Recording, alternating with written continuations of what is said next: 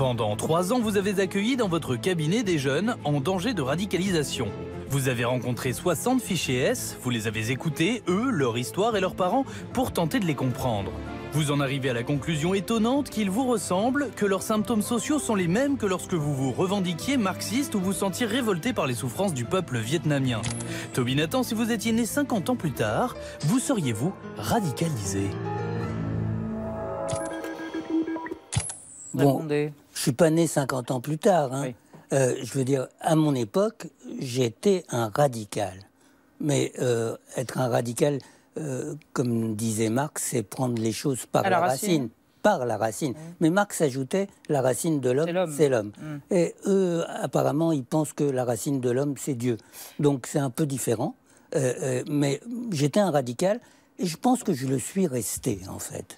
Je suis resté, non pas politiquement, mais dans ma discipline. C'est-à-dire, j'ai toujours essayé de faire de la psy la plus pointue possible, en ne cédant pas à des théories déjà toutes faites dans lesquelles j'installerais des gens. Est-ce qu'il y a un profil type? Sur le peu de personnes que j'ai vues, je vous dis une soixantaine, il y avait des riches, il y avait des pauvres, il y avait des gens qui venaient de milieux populaires, il y avait des gens qui venaient de toutes parts, il y avait des musulmans d'origine, il y avait des chrétiens d'origine, il y avait même des juifs d'origine. Hein, et donc c'est très surprenant.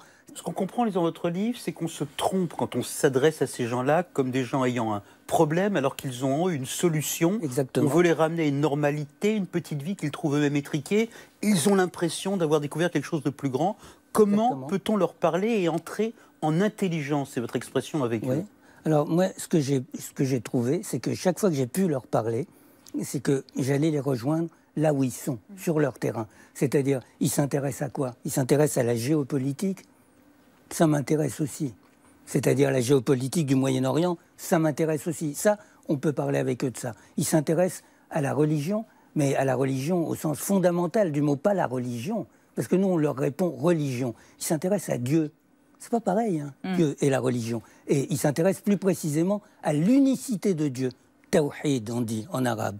C'est-à-dire, comment ça se fait que Dieu est unique? Qu'est-ce que ça signifie que Dieu est unique? Et là, ce sont des questions philosophiques. Sont-ils intelligents? Parce qu'on a tendance à les décrire comme des imbéciles. Des délinquants sous-cérébrés. Il y a de tout, bien sûr, mais j'ai trouvé qu'ils étaient plutôt plus intelligents que le lambda de leur génération, je vais dire. Mais je ne sais pas dire plus que ça. Avec eux, j'ai eu des discussions de haut niveau. Vous avez du plaisir? Ah oui, beaucoup. Je me souviens de discussions interminables avec une jeune fille totalement voilée.